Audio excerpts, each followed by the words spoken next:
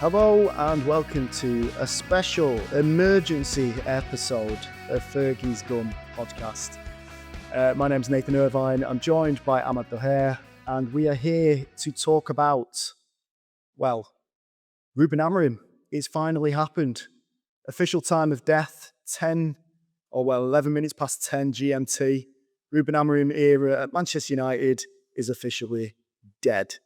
The last time me and you did this, Ahmad, was when Dan Ashworth popped up and then disappeared. And I think I had the same feeling this morning with regards to Dan Ashworth with regards to Ruben Amorim as I did with Dan Ashworth all that time ago. But how are you feeling about it?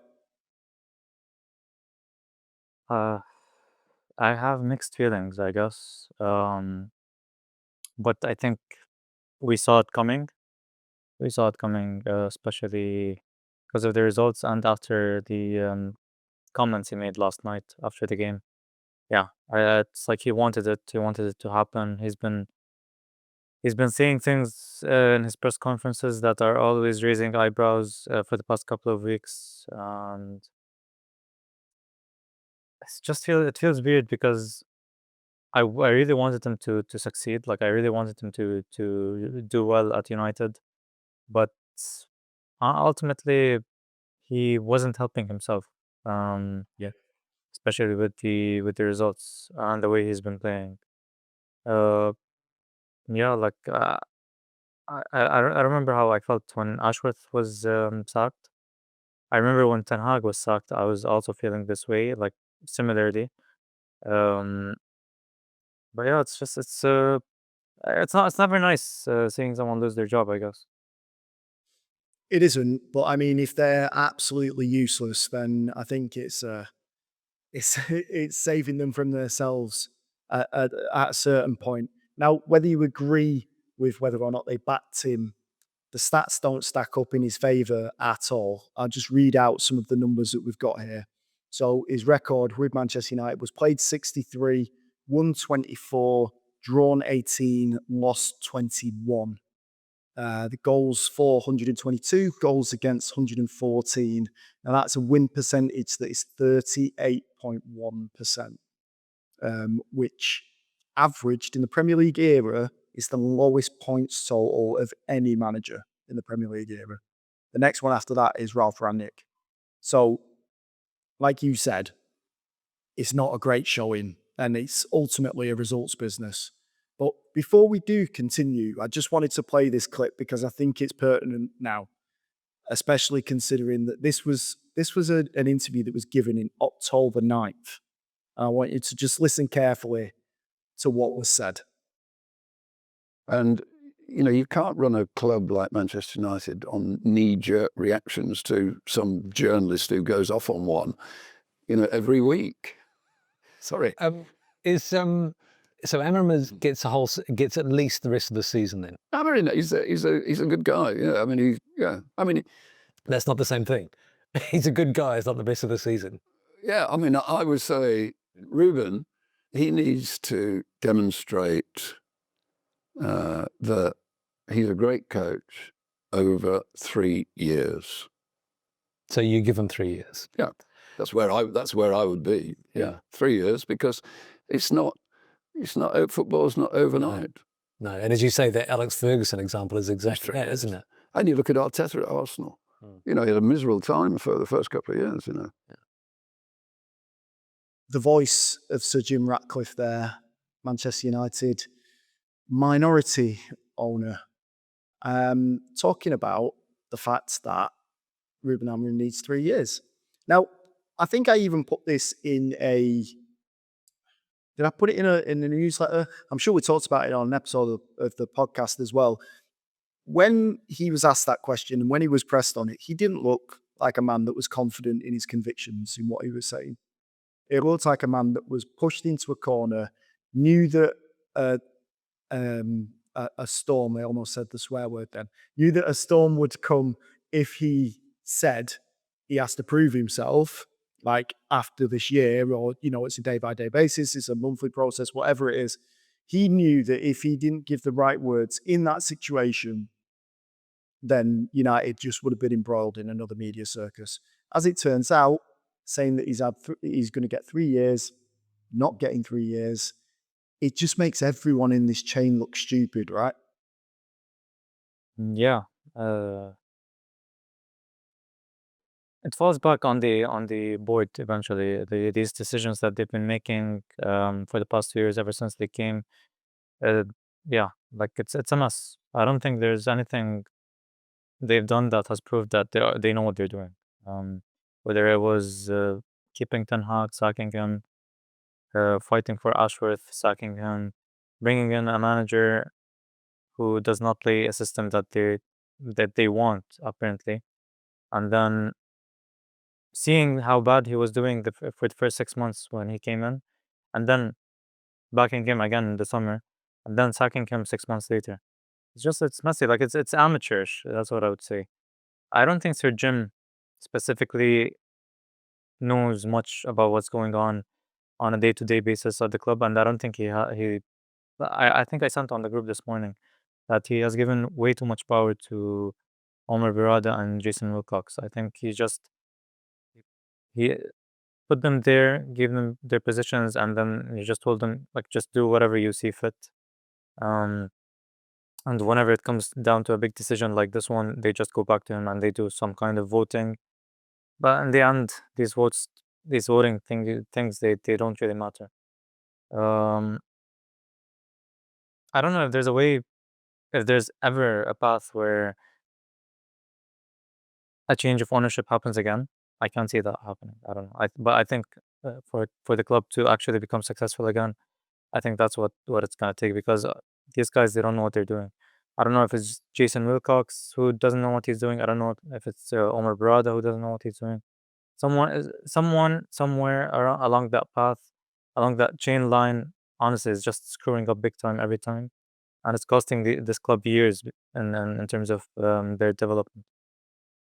Well, one of the things that came up recently, well, today, obviously, with the social media, lots of people were posting on Twitter, lots of journalists were getting into it. Alex Crook was doing his bit, Ben Jacobs was doing their bit. And one of the issues that came up, and it was kind of lost on a few people, but it was that Dan Ashworth was kicked out of Ineos and that group because he didn't back Ruben Amorim. Now, from everything that I've heard, and I don't know for definite, and I wasn't in the room when this was conducted, but Dan Ashworth's brother was on our radio show, and it seemed like the only person that wanted Omar Barada, that wanted Ruben Amorim was Omar Barada. And Jason Wilcox seemingly doesn't want him because he wants to play 4-3-3. Dan Ashworth suggested some other people, Gareth Southgate being amongst those candidates, because he could see that the system wouldn't work in the Premier League. And he's been proven right. Now, when you're talking about people losing their jobs and who should lose their jobs and whether it's fair or not, I think you have to have an inquest after this. I think Sir Jim Ratcliffe has to get around the table with the Glazers as well, and I hate even talking about those, and just going, have we put the right people in place for this job? Are they doing the right job? What have you learned over the years of owning Manchester United? And what have you seen from the people that have been running things that have gone well, that have gone badly? Are we making the same mistakes here? Because it seems like that conversation hasn't happened.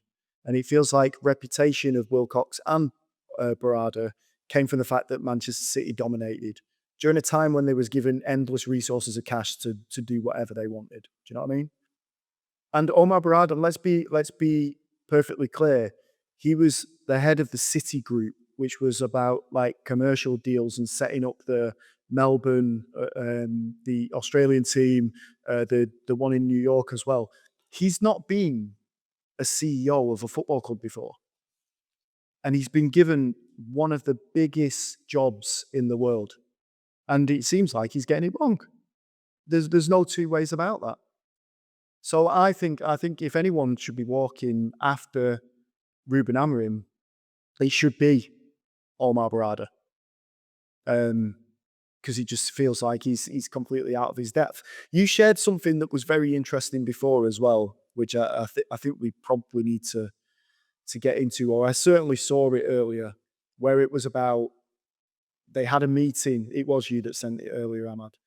They had a meeting where it was basically before the Leeds game to talk about how things are going in the evolution of the formation and things like that. And apparently, as soon as it was brought up about the 3-4-3, Amorim just lost his head because I'm sure he's sick of answering questions on it. But for me, this is a reason to fire him in the first place. If you're going to stick to something so rigidly and you don't know, you can't see in front of you that it's not working, when 75,000 fans in Old Trafford can every single week, then there's something wrong with you. And I think ultimately the relationship was completely untenable, and it's hard to feel sorry for him. It's hard to feel sorry for him because this is his own undoing. And yesterday at that press conference when he was saying they need to do their job and I'll do mine, that was essentially him just saying, I'm out. I'm out. I just sack me. Sack me now because I'm not going to resign. Sack me. So they did.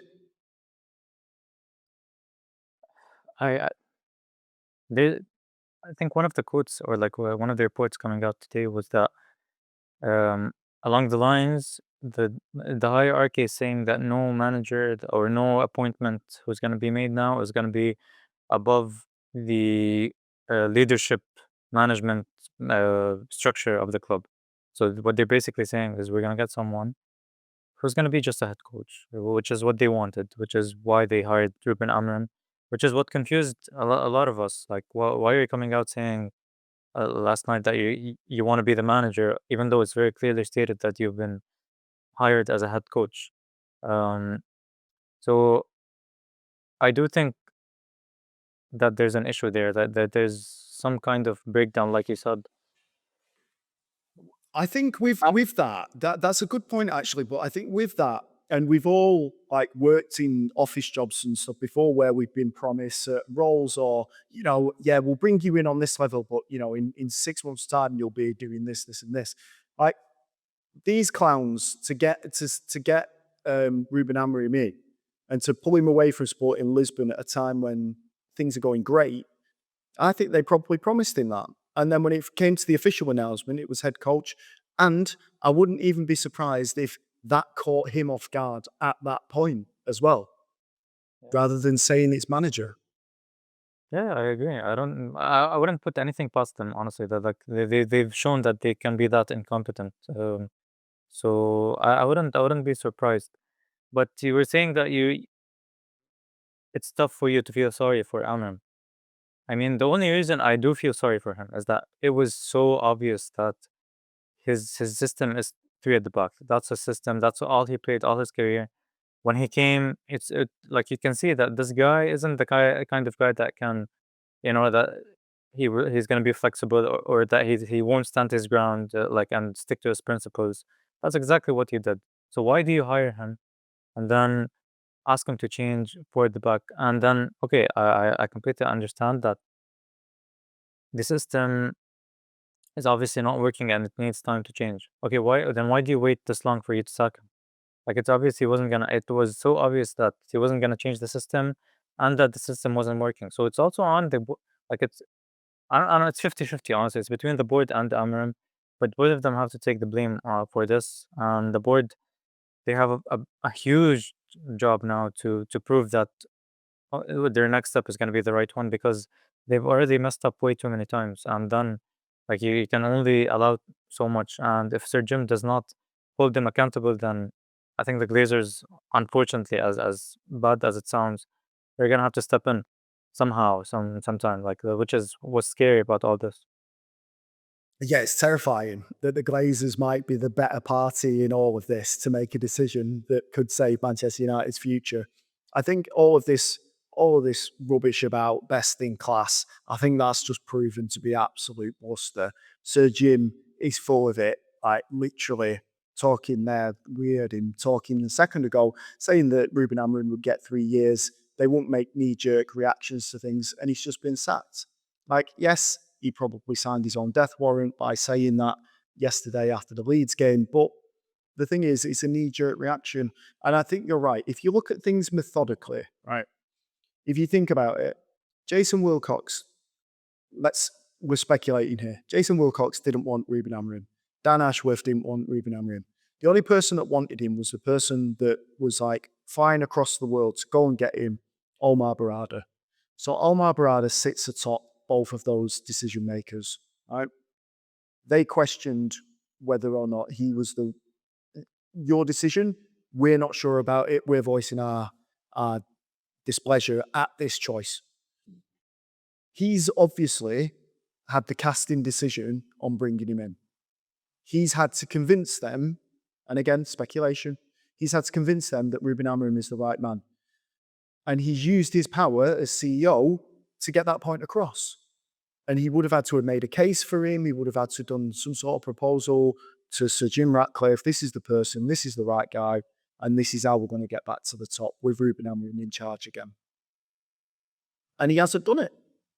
And the only person that's in the wrong there is Omar Barada, because Jason Wilcox tried to make him evolve his formation, which Amorim did, and we've seen it, but it's clear that he wasn't happy about it. Yes, he did it against Newcastle, but he reverted straight back to it against Wolves, because that's what he's comfortable in. He doesn't want to play this 4-3-3, even if he is softening his stance on it. So I think the biggest culprit out of all of this, and yes, I do feel sorry for Ruben Amorim as a person, the biggest culprit out of all of this, and the one that I would point the fingers at for this total mess, is Omar Barada. I feel like him, as well as Ruben Amorim, were completely out of their depth with Manchester United. And I hope Ratcliffe does pull the trigger on him as well. Can you see that happening though? Like, I think that's very tough. But like, my idea was that Omar Barada came in for the business side of things, because that's his background. Like, that's what I thought like he would be coming in to do. He did do well, like in terms of, streamlining the finances, making the club, a lot leaner financially.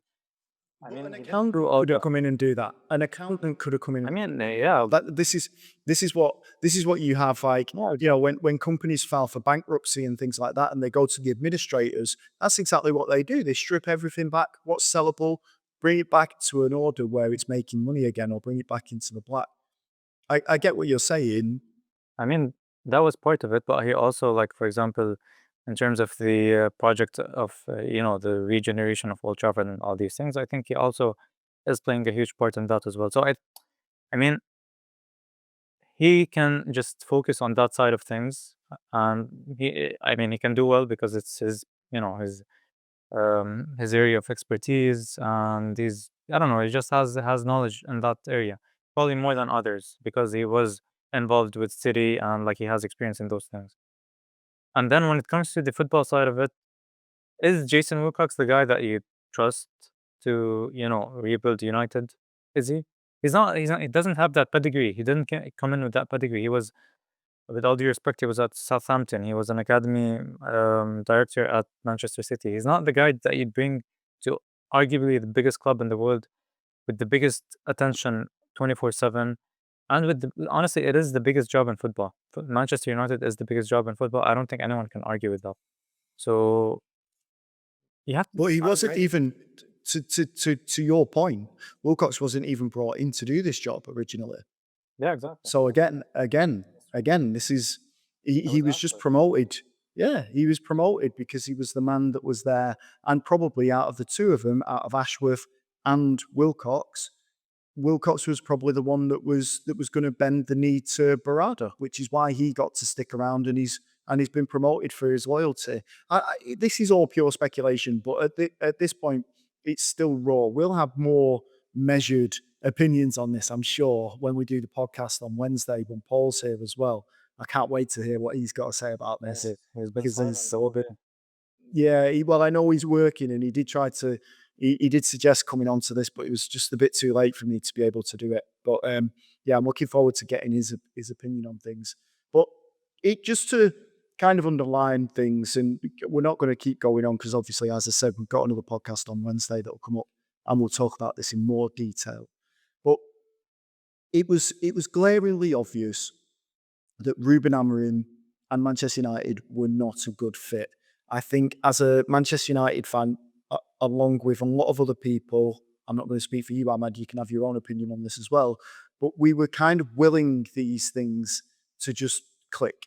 I wanted it to work with Ruben Amorim. I really wanted him to stay. I like the cut of his jib.